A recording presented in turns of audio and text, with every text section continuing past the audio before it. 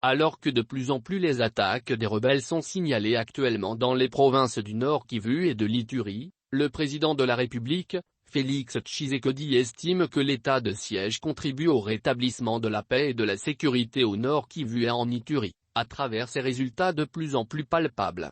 Il l'a dit ce jeudi 30 juin 2022, dans son allocution à l'occasion du 62e anniversaire de l'indépendance de la RDC. Pour le chef de l'État, cette mesure exceptionnelle a même permis de démasquer les véritables ennemis de la RDC. Sur le plan militaire, l'état de siège que j'ai proclamé en application des dispositions pertinentes de notre Constitution et dont les résultats sont de plus en plus palpables, au-delà des évaluations à venir, répond à l'impératif de paix et de sécurité évoqué plus haut. Il a permis de démasquer les véritables ennemis de notre pays.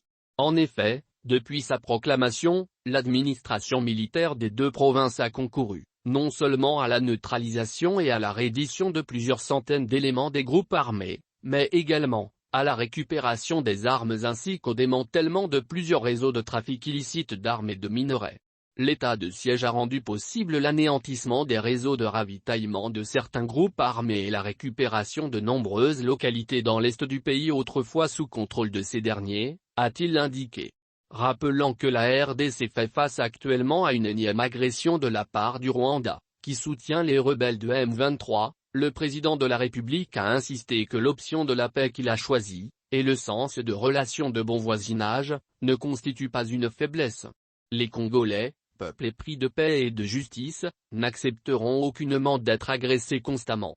Pour imposer cette paix que nous appelons de tous nos vœux, nous userons de toutes les voies de droit à nous reconnues pour que le peuple congolais vive définitivement dans la paix et la quiétude sur son territoire, a-t-il insisté. Félix Tshisekedi dit saluer avec force la bravoure des FARDC engagés dans la guerre à l'est du pays, qui défendent jusqu'au bout l'unité et l'intégrité du territoire national. Il appelle à une mobilisation générale en vue d'intensifier le soutien de la population aux forces armées de la RDC, pour le rétablissement de la paix.